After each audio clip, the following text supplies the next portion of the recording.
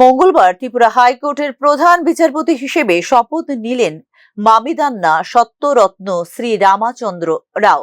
এদিন রাজভবনের দরবার হলে সকাল 10টায় প্রধান বিচারপতিকে শপথ বাক্য পাঠ করান রাজ্যপাল Indrasena Reddy Nallu. Having been appointed Chief Justice of the High Court of Tripura, do swear in the name of God that I will bear true faith and allegiance to the Constitution of India as by law established, that I will uphold the sovereignty and integrity of India, that I will duly and faithfully and to the best of my ability, knowledge and judgment perform the duties of my office without fear or favour, affection or ill will, and that I will uphold the Constitution and the laws.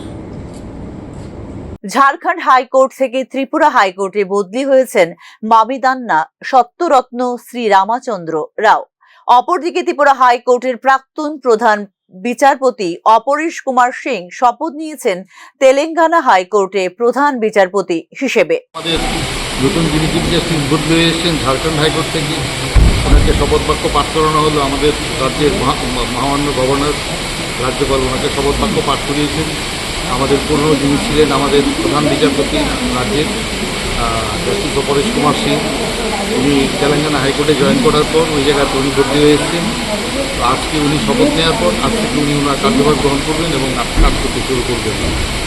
তো আমরা আশা করছি যে সব কিছু থাকবে, ভালো হবে।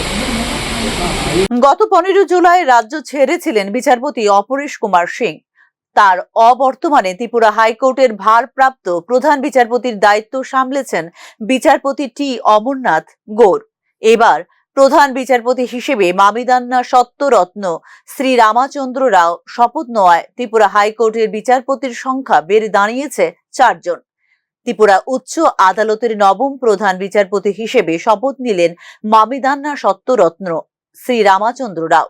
প্রধান বিচারপতি হিসেবে শপথ নেওয়ার পর মঙ্গলবার ত্রিপুরা হাইকোর্টের ডিভিশন বেঞ্চে একাধিক মামলার শুনানিতে অংশগ্রহণ করেন Mamidanna Satyaratna Shri Ramachandra Rao. Bureau report, news নাও।